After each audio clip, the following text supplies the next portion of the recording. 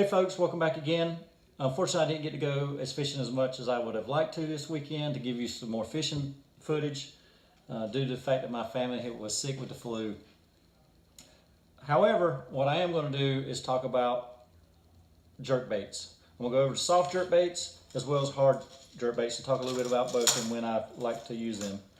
To start out with, durability with the soft jerkbaits.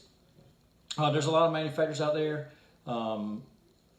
Some are durable than others. I would say Zoom is a fairly durable bait for a soft jerkbait.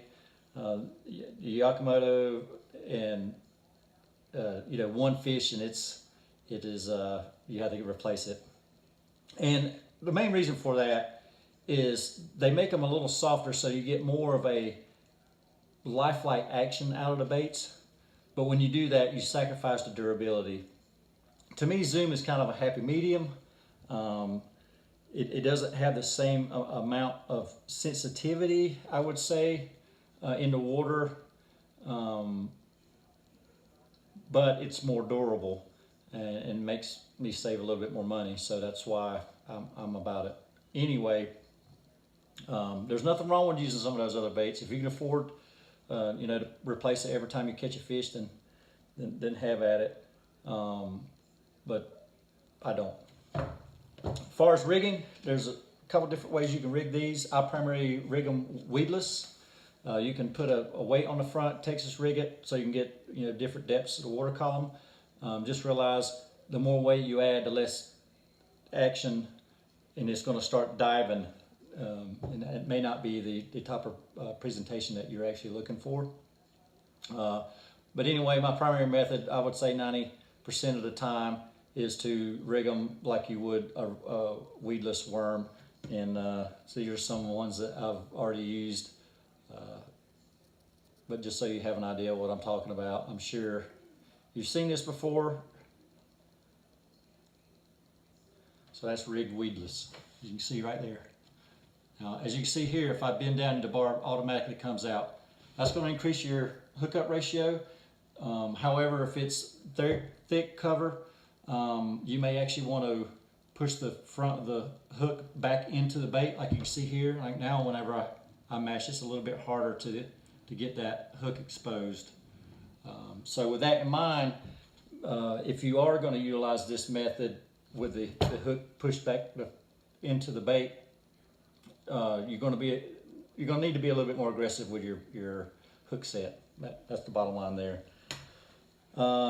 If you're in more of an open water type environment where you're not having to worry about structures or getting snagged or what have you, another method that's out there is you can actually add a treble hook. And then I make these little stoppers. I watched the video where a guy pretty much takes a hole punch, take the lid, a plastic lid off of a butter container, and you can make literally 100 of these things. It really didn't cost you anything except a hole punch and some butter. But anyway, so the idea here is pretty much just like the other stuff. You rig it weedless. Now I really should use some real baits versus these that I've already used that are broken. But just so you get an idea. So you have it rigged weedless like the other, but then you can actually take that treble hook and put it back into the bait, and now you have an extra set of hooks for the fish to chomp on and get snagged. So if your hookup ratio is really suffering, you may want to go this route. As far as colors, match to hatch is the best thing I can tell you. Sometimes you go into ponds and stuff, you're going to probably go more with a bluegill color. Got a little bit of orange and purple in it. Clear water, you're probably going to go with either a white, and I know I brought them, maybe smoky shad, albino color.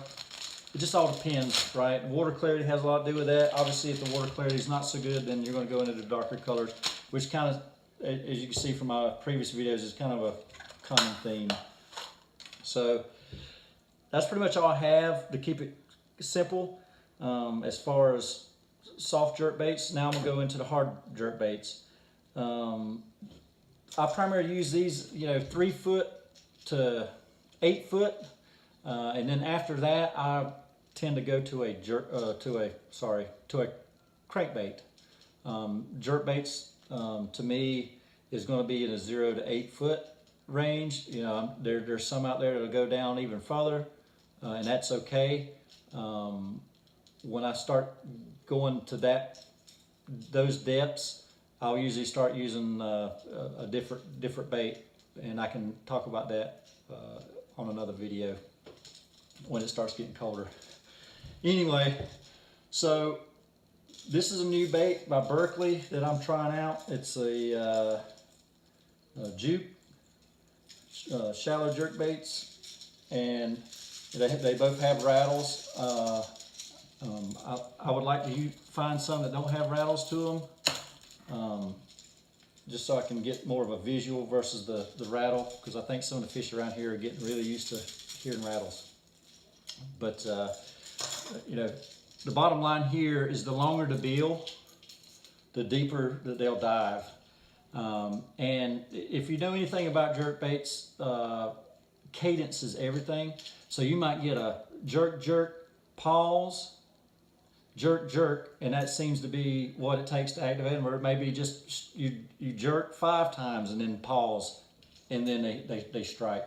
So the bottom line with that is try different ways of combinations to do that, and then once you find the combination that they're triggered on, stick with that and you'll catch more fish. As far as colors, natural colors, obviously in clear water is the way to go.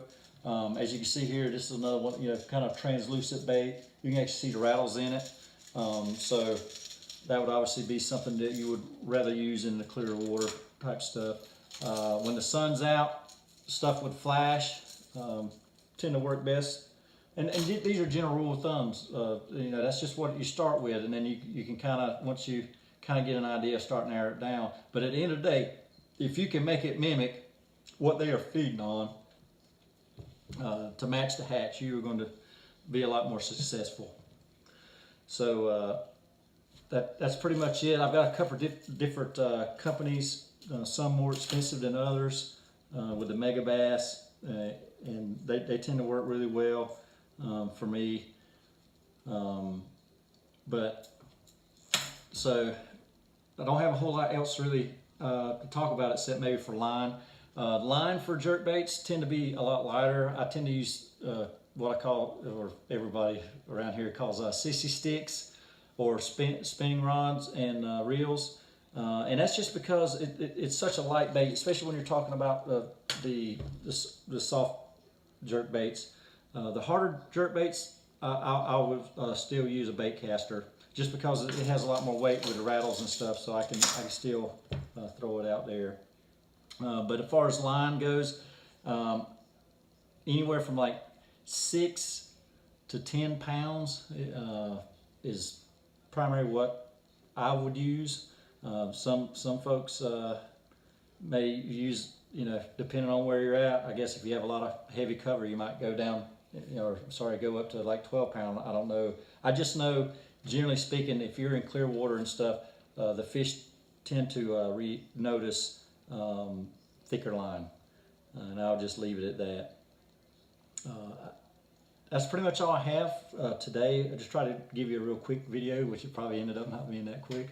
But hopefully you learned something out of it, something that you can start utilizing whenever you go fishing the next time you go. Hopefully it helps you out. I try to keep it as simple as I could. I'm sure, once again, there's some things I left out. But I hope you have a great day. And I also hope that if you go fishing, you release them so that somebody else can catch them later. I hope you'll have a good one. Bye.